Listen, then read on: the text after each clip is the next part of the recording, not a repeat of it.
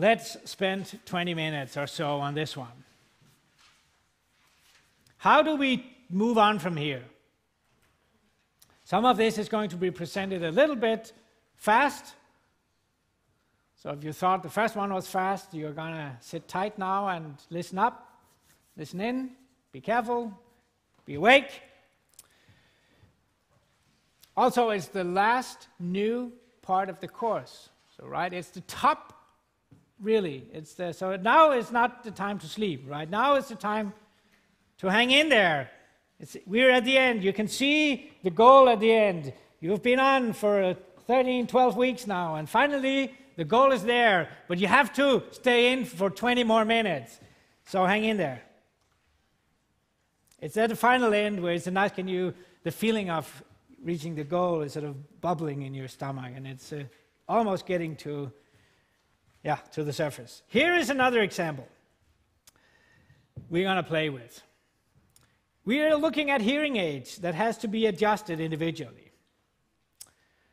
One way to validate a hearing aid is to play some words at low volume and then ask the patient to repeat the words. So you're testing how many words, you're counting the amount of words that can be correctly identified. As a part of this investigation, the hearing aid company, together with their major and most qualified scientific partner, DTU Informatics, in their research, is conducting this experiment that they are looking at 4 different lists, and they are having, and here's the key issue, we are having 1 up to 24 measurements in each of 4 groups. So far, I haven't said much. Actually, put up a model, it says, and then we're not going to do this actually because I want to raise a discussion here, which is related to something I didn't tell you yet. Here's a question here: should the experiment has been performed differently? Well, what do I mean by that? What I meant was that I didn't really tell you what these 24 observations were. Now let me give you 2 different ways to touch on the discussion that I want to take up here. There are 2 different ways of making this experiment, right? I want to have 24 persons testing list 1, right? So I take 24 persons and take them through list 1 and see how it goes. Then I need also 24 persons to test list 2. And I need 24 persons for list 3 and 24 persons for list 4. Now, here's the question. Should I use the same 24 persons for all the lists and have them come one day and another day and a third day and a fourth day? Or should I use 4 times 24, that is 96 people, for conducting this experiment? To have 24 in this group, 24 other people in this group, and 20 and so forth. That's the 2 different ways you can perform this experiment. Which one to use? Well, it's a difficult question. And also there can be some practical issues, practical matters, money matters, different things to consider to actually do this. First of all, here's the first point. Had I done the experiment using 96 different people, right? Then it would be a one-way setting like the one I've just discussed with you. These are independent samples then, right? 24 people here, another 24 people here, yet another here, yet another here. Like the independent samples t-test back in chapter 7. That's the independent way of doing it. That's the one-way ANOVA that is going together with independent sample way of creating data.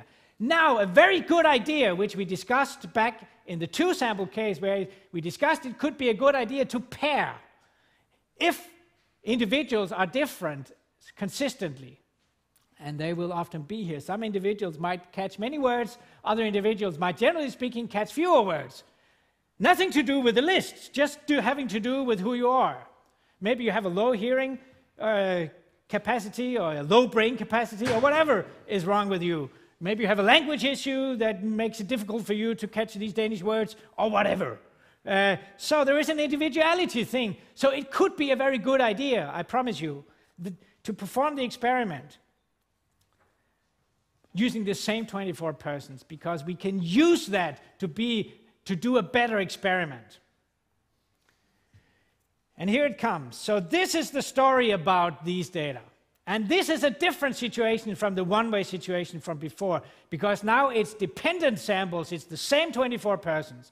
We have to do something extended to, we have to more or less do the same thing as before, but we need to adjust or do a little extension to still be okay, and to sort of get the benefit out of having done this experiment like this. I'm going to do it a bit brief. The thing is, the key thing of interest is still the 4 list averages. That has nothing to do with whether we did it independent or dependent.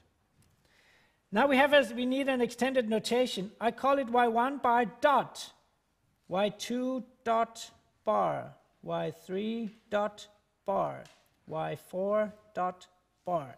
These are the 4 list averages. These are the most important numbers in this experiment. These are the ones that I want to know about. That's the key, sort of the key numbers of interest in this experiment. However, having done it the dependent way, I could also, if I wanted to, and I can use that also, I have the 24 averages for each of the individuals. I can average on the other way. This is a two-way table, right? I can average row-wise and I can average column-wise. Both ways I can average. This is why this is a two-way setting, whereas before only a one-way setting, because there was only one meaningful way to average the data before. Now there are 2 meaningful ways to average the data. Model-wise, there's one new thing. This is like before, like before, like before.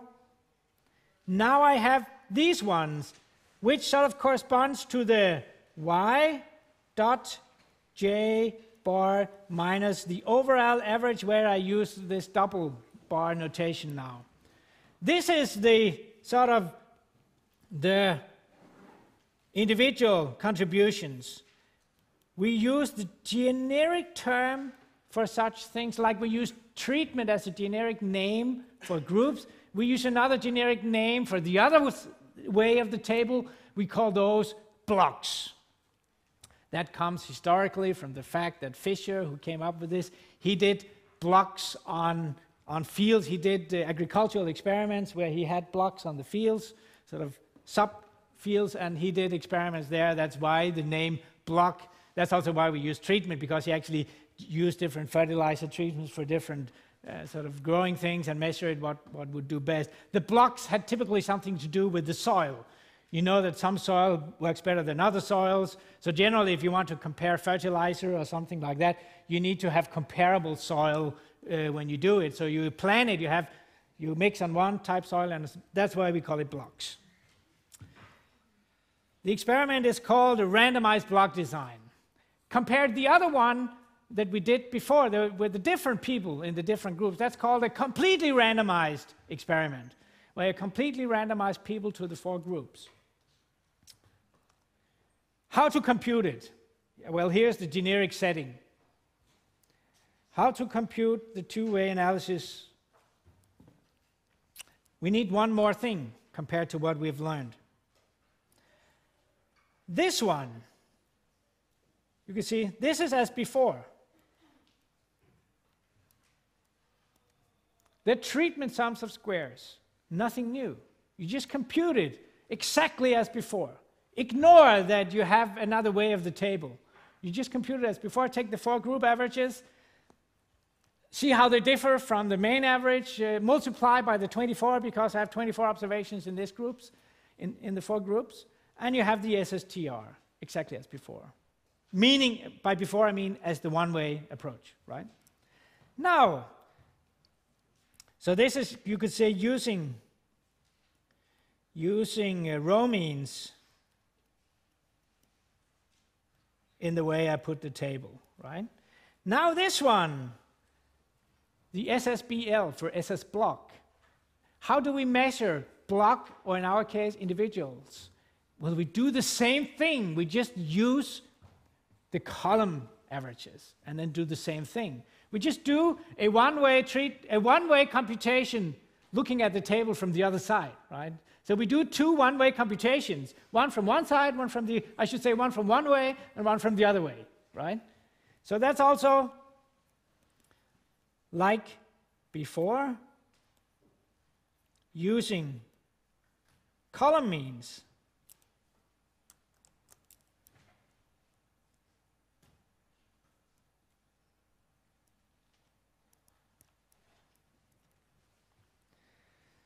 This one.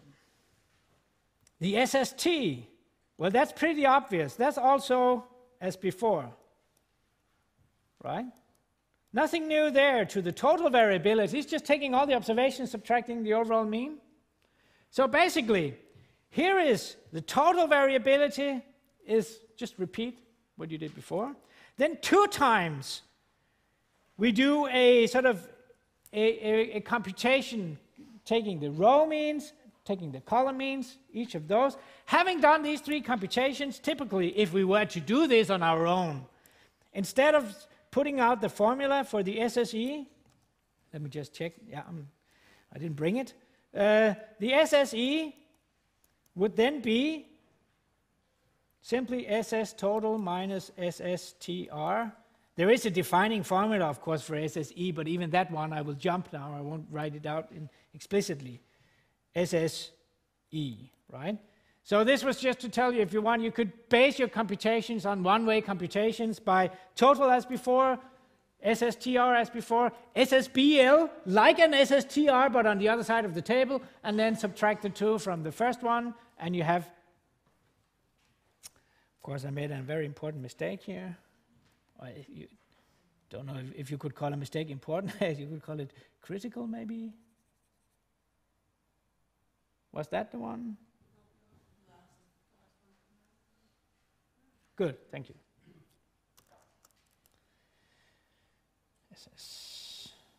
This one.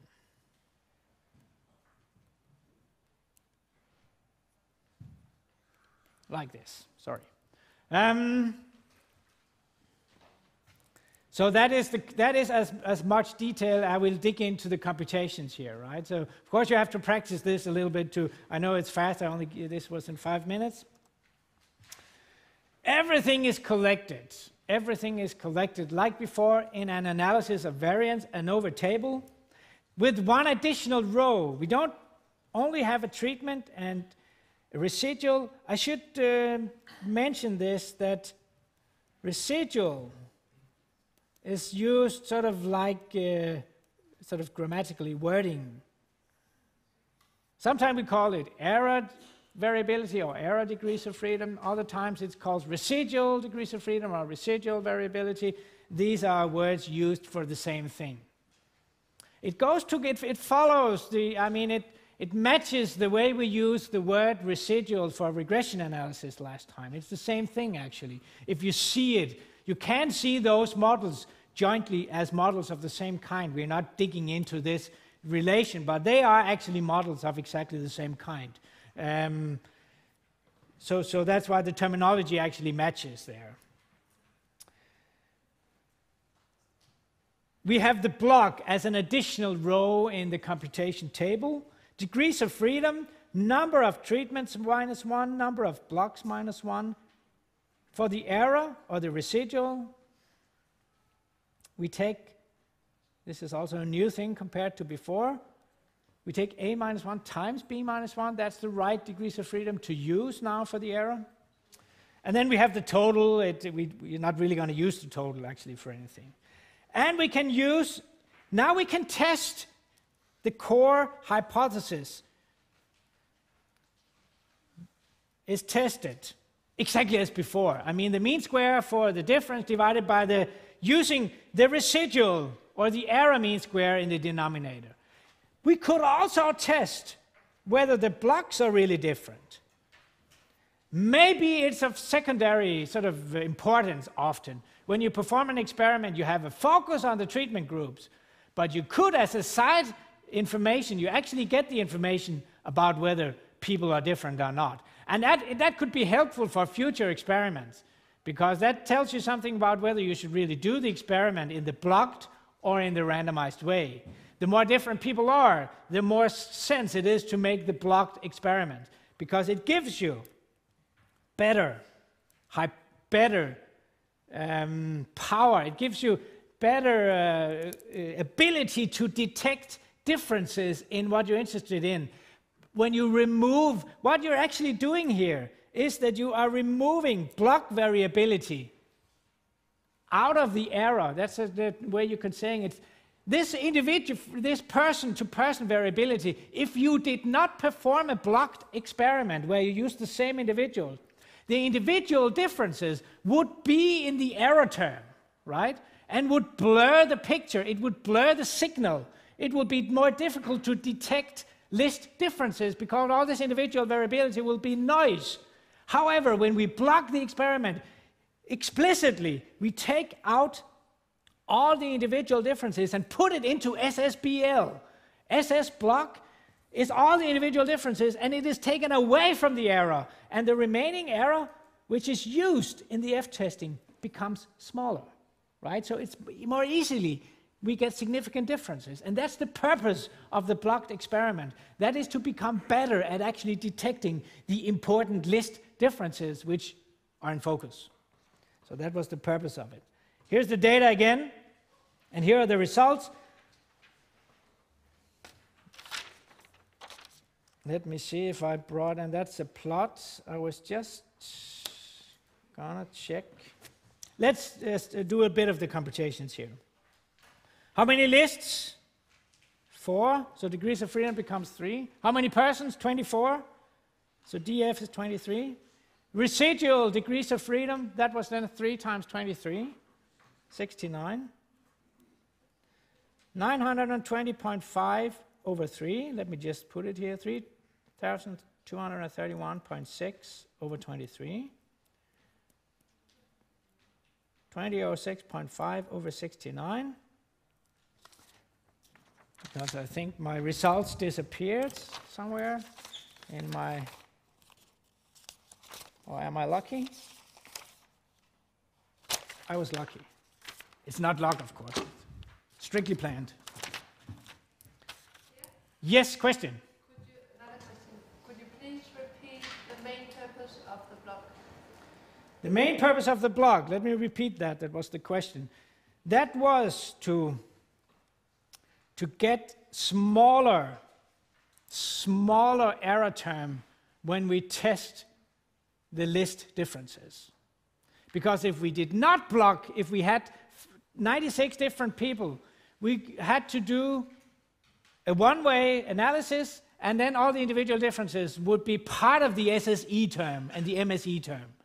By blocking, individual variability is removed from the SSE term and make, correctly so, the experiment better at detecting small differences, because the differences that are there, when we divide them by the error, is sort of being blown up from a statistical significance point of view. It's the same difference, but from a significance point of view, they become bigger.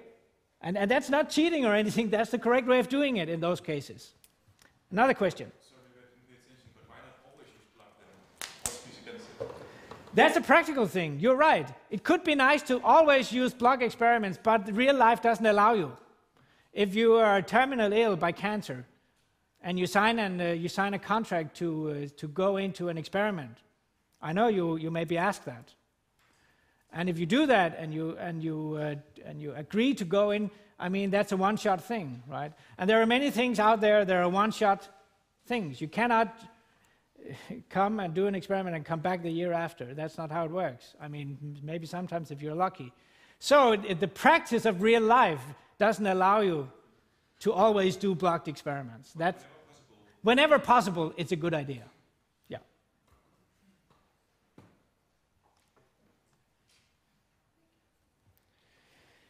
I get the F here.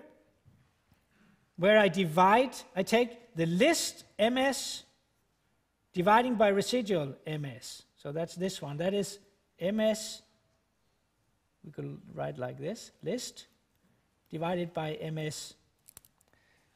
Let me not write like this. Let me say MSTR, which is then my MS list, divided by MSE. And these are the numbers I have under the MS. If I take this, I get 8.45 here, and I get similarly here for the person, 3.87. Let us finally find the p-values of those ones.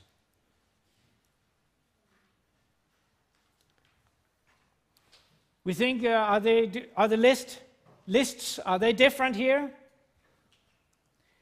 Let us have a look at, here are the box plots for the 4 lists, actually, showing everything, also showing the individual variability. Looking at this box plot, you wouldn't be sort of 100% convinced that these lists are really significantly different, right? These box plots don't sort of show, to me at least, it's difficult to look at. I mean, you can see that there is a difference between the lists, but is it really significantly different? There's a huge overlap here. Nonetheless, this overlap, we get an F statistic for list differences of 8.45. And F should on average be 1 if nothing is going on. I believe they're different, significantly different.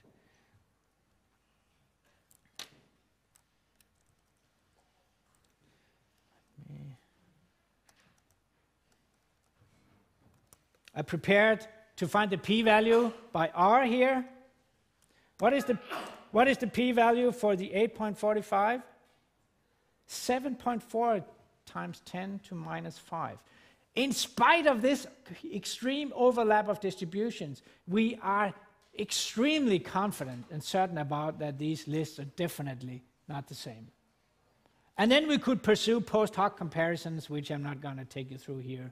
And we even jump it in what I have you to read. But of course, then you could do more specific comparisons on which are actually bigger than which ones and how are the differences. That was basically two-way analysis of variance. What about the individuals? Are they different? The persons? Even though the F is only 3.83, I have as many as 24 persons, which makes it a pretty good experiment to identify whether people are different or not. And yes, people are definitely also on average different. So it appeared to be a very good idea to do the blocked experiment, since it's really when the people are different you have benefit of making the blocked experiment.